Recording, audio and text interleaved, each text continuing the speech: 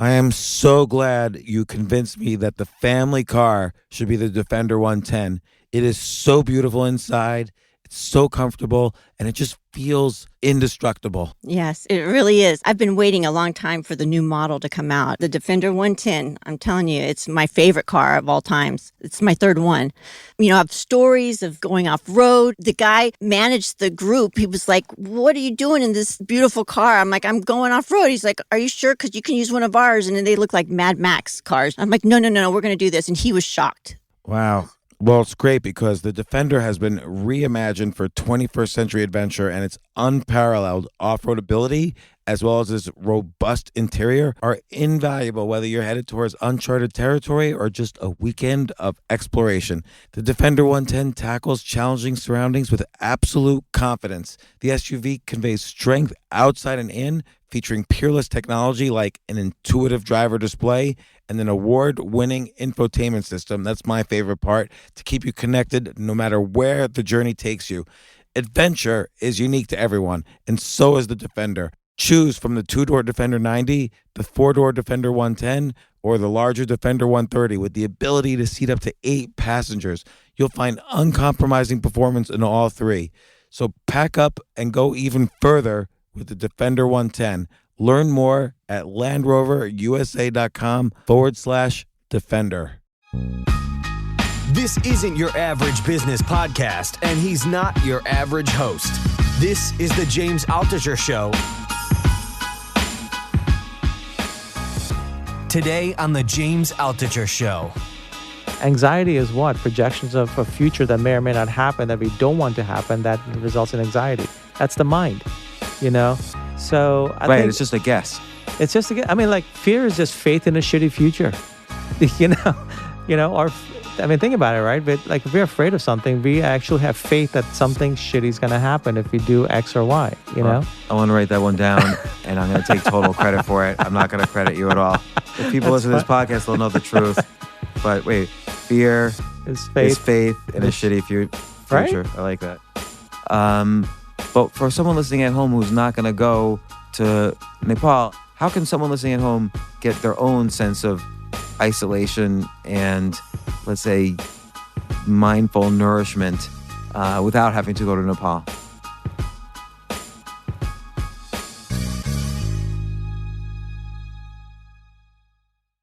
So Kamal, Ravikant, a favorite of the podcast.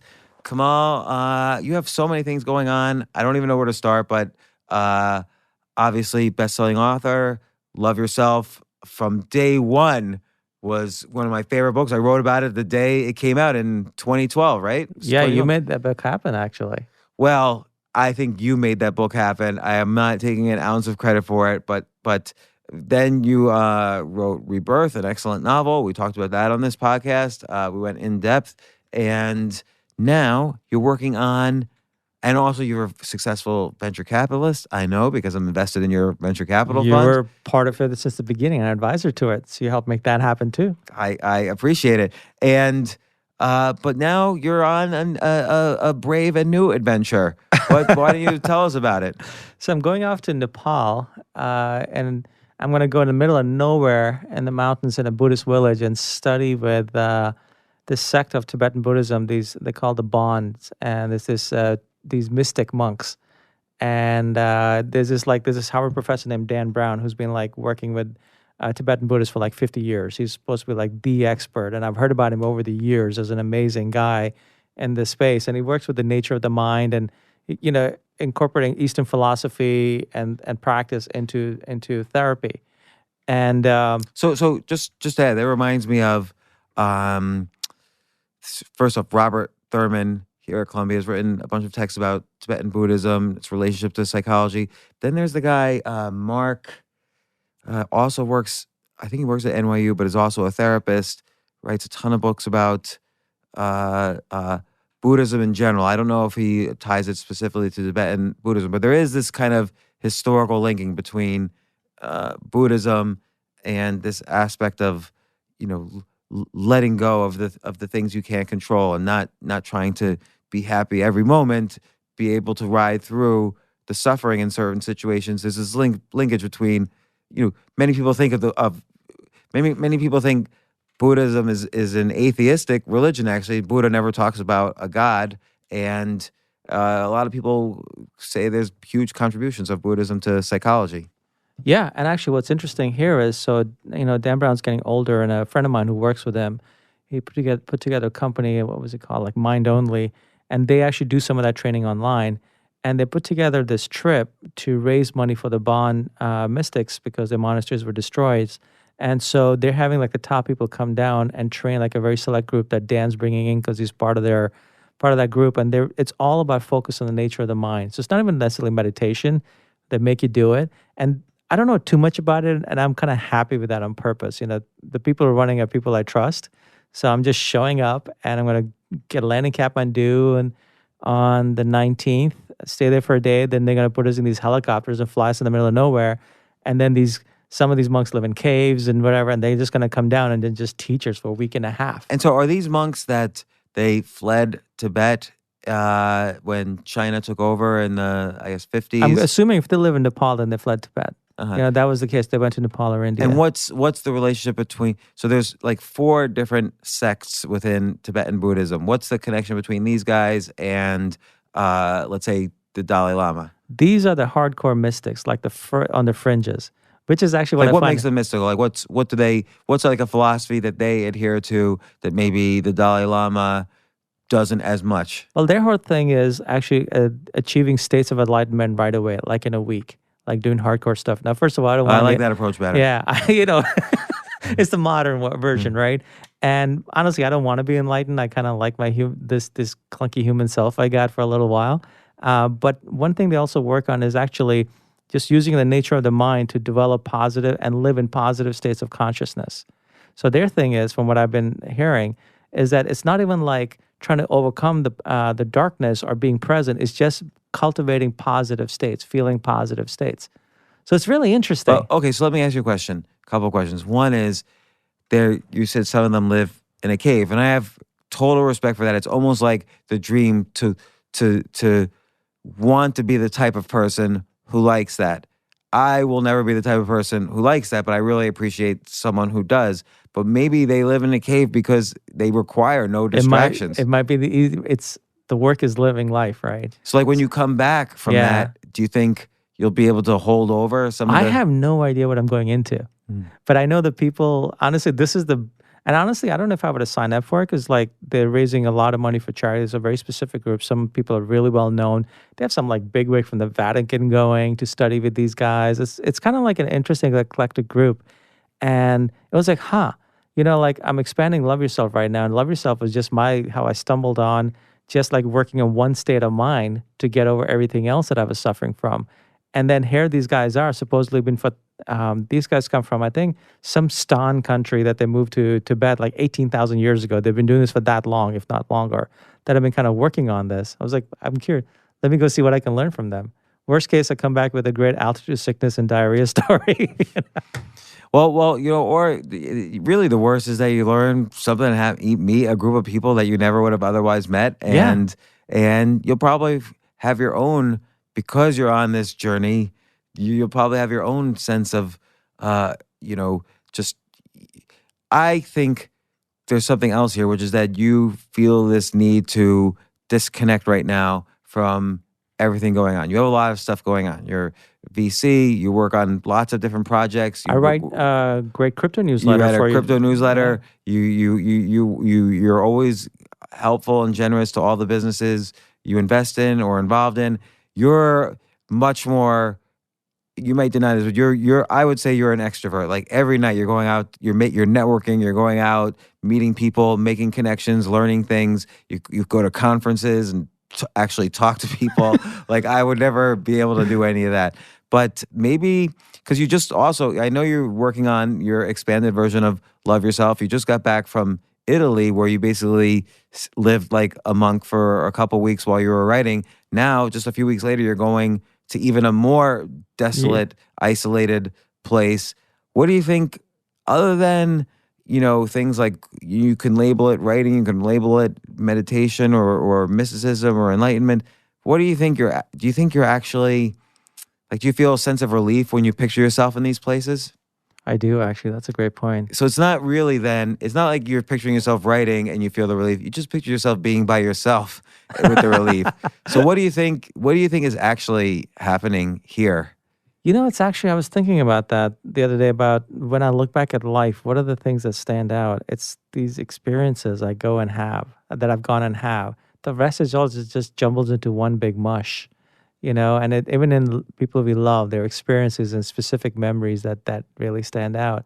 And experiences like this, completely getting away from the norm, like I'll be in the middle of nowhere in Nepal. I'll have to be a vegetarian for 2 weeks, which alone for me, and but experience that pull you out of yourself, and you're around people who are literally, you might as well met them on Mars. So different from you, and yet being in that space and being in this massive nature, I'll be in the rooftop of the world. It kind of I think it settles something primal inside of us, at least for me, and it makes me. I think it makes me better. Like my best writing comes when I'm in those kind of places. Sure, because there's you figure writing is a very solitary task. Just to get in the flow of good writing might take 4, 5, 6 hours of uninterrupted time to be able to sit down and put words together, and that's what you get in these places. But again, when you actually picture yourself, like when you're going to Nepal in like a week, 2 weeks, when you actually picture yourself there, what's the first image that comes to mind? The mountains. Right. So you picture yourself standing by yourself or sitting by yourself, looking at, like you just referred to it, the rooftop of the world. Yeah. You don't picture yourself getting talking deep esoteric mysticism with a monk. You don't picture yourself with a laptop, like writing down words. You kind of picture yourself on the rooftop of the world. And when you look at your books, okay, again, you just got back from a sort of monastery-like situation in Italy, where how many people did you talk to during the week or two you were there? Very few. So, and then you look at your books. Rebirth is about you're traveling the, what do you call it? The path of the Camino de Santiago. Yeah, so you're traveling that, which is a very, even though there's people on that trail and it takes days or weeks to go through, it's a very solitary experience. You have to do it by yourself. Sometimes you run into people, sometimes you see them later, sometimes you never see them again, but everyone's taking their own journey, even though you see each other. And even in your first book, Love Yourself, it was really about this time where you were forced into isolation and had to learn something about yourself. And I'm wondering what you get, and I think everybody benefits to some degree from nature and isolation, but what do you think are the benefits? What do you think you actually get from it? Boy, that's a great point and great questions. I think you definitely get insight into yourself that you carry with you, That you can't get in the city. No, because there's so much noise, there's so much, especially modern day, no matter what I'm doing, if I'm free, I'm on my phone. I mean, you almost need to be unplugged completely for days for like these backup systems in our brain to come online, or at least come awake, that we can actually, you just start having thoughts and feelings and emotions, and I can see what's great for my creativity, that just stay in the background because of all the buzz around. I always come back better.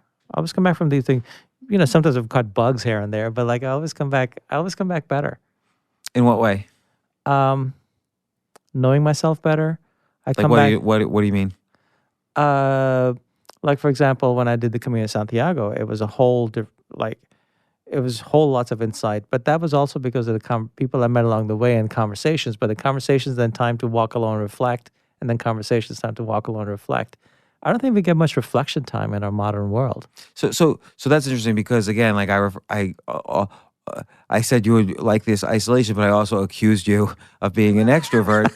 It's like almost like you need a safe way. You have found the right formula of combining the two to get this outcome of self-reflection, but not completely isolate yourself, because you like people, you like meeting. When you go on the trail in Spain, it's almost you're self-selecting to be around people who are also on a similar journey. And here in this case, you're not just.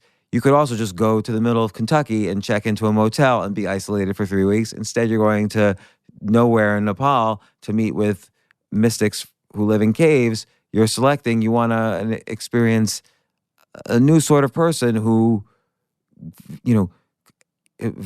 thinks isolation or believes or experiences isolation as enlightenment or self-knowledge. So you're selecting to be around those people at the same time that you're selecting to be isolated. It's hand in hand for you. Yeah, that makes a lot of sense. There is one thing that excites me about this trip, which is actually that these are people who are literally professionals at on the mind. That's since they were kids, they're brought up and they have a lineage for, I don't know, tens of thousands of years. They've been passing along, just training the mind. I want to learn. Like, if there's people I want to learn from, it's this, because ultimately it all comes down to the mind. Are there any books about them or anything? Is there anything I can read? Dan Brown has translated some of their ancient texts, but they're the actual text himself, and I think he's got some other books out, and he does some programs that I've been hearing about this guy for years. I was like one of the only ones who's really legit and really really become a part of the, like, whatever the inner circle is. So he has access to a lot of the old teachings.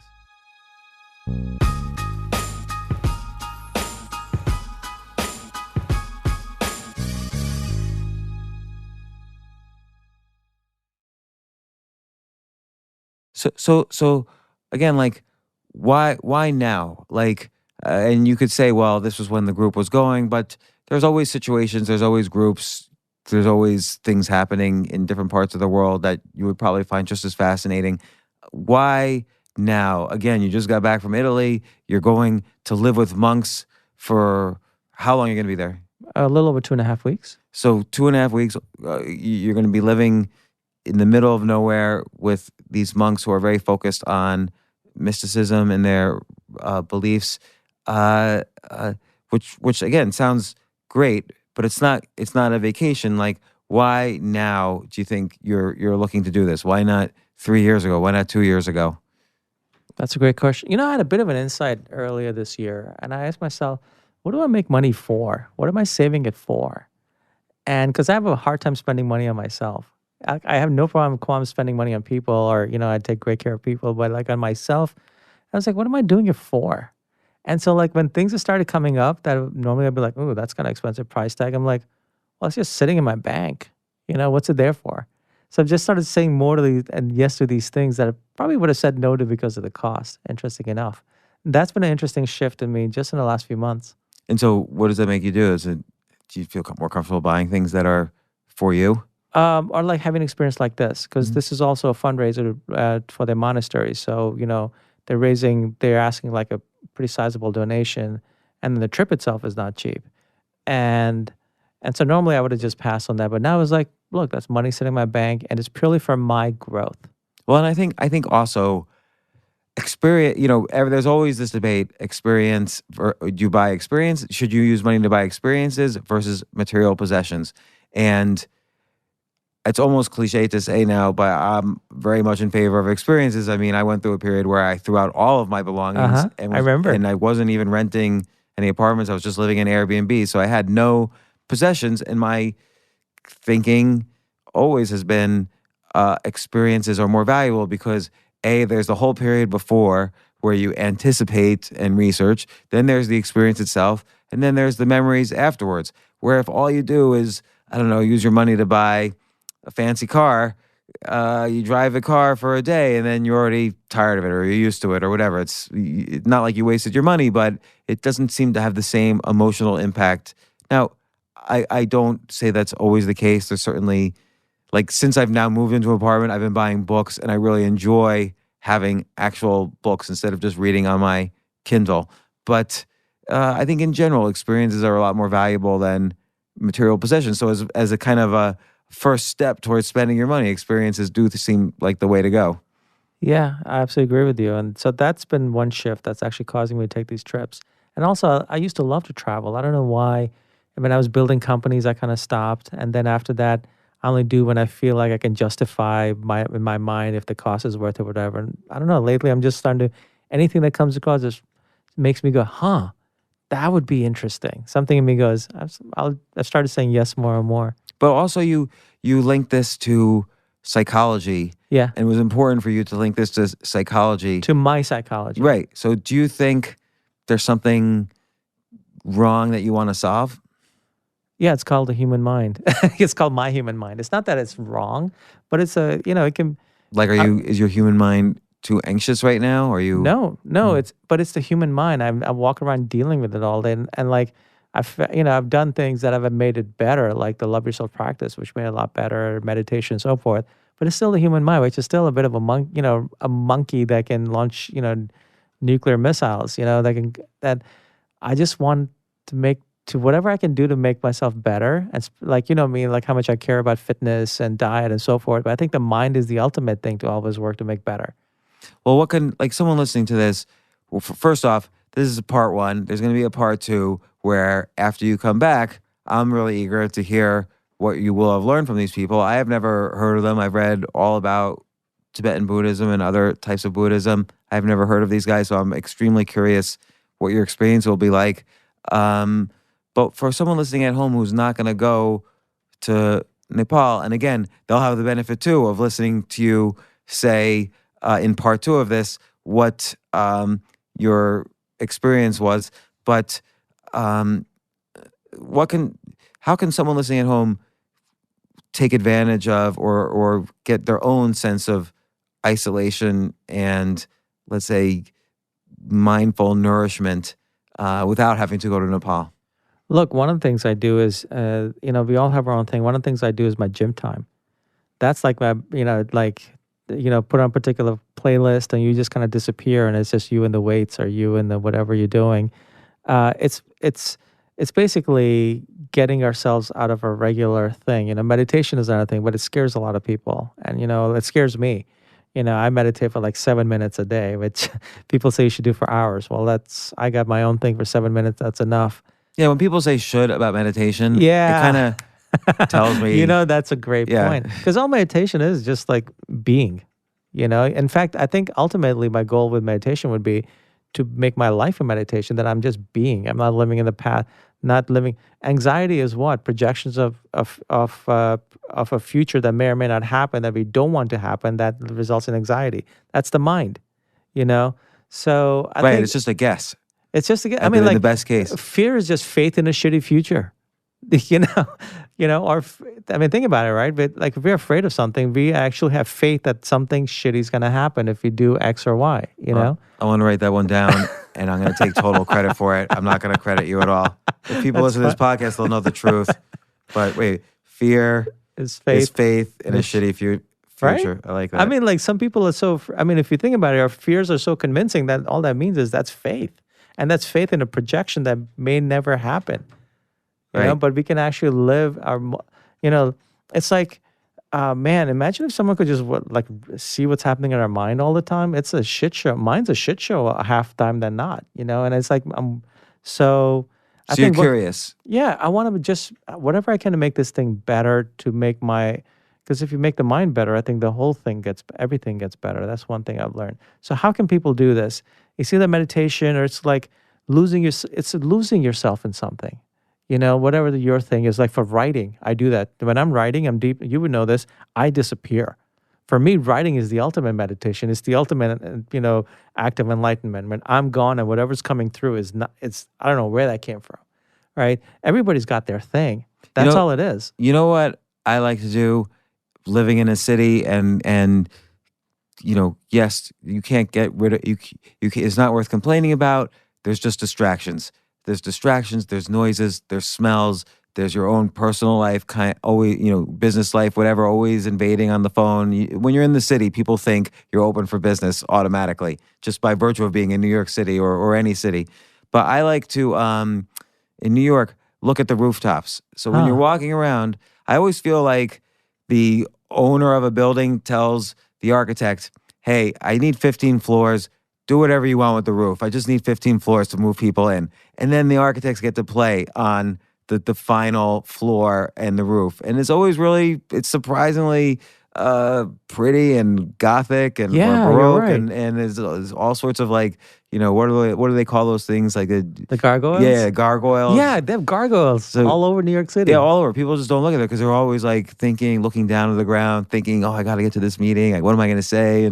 And so I find that to be a useful midday, I don't even want to call it a meditation, but a midday break from the city to just notice things in a place where you've walked 1,000 times and, oh, I didn't realize that roof looked like that. That's a work of art. Yeah. So, but anyway, Kamal Ravikant going to live with the most obscure mystical monks on the planet, Tibetan Buddhist, but really from an ancient lineage. I want to read that book. I want to read stuff by Dan Brown. I'm going to Google him after this. But we're going to switch to part 2, which is you having returned, and we talk about your experience. So thanks so much for giving us this preamble to your experience. Oh, this was awesome. This was a lot of fun. Thanks, Thanks, James. Kamal.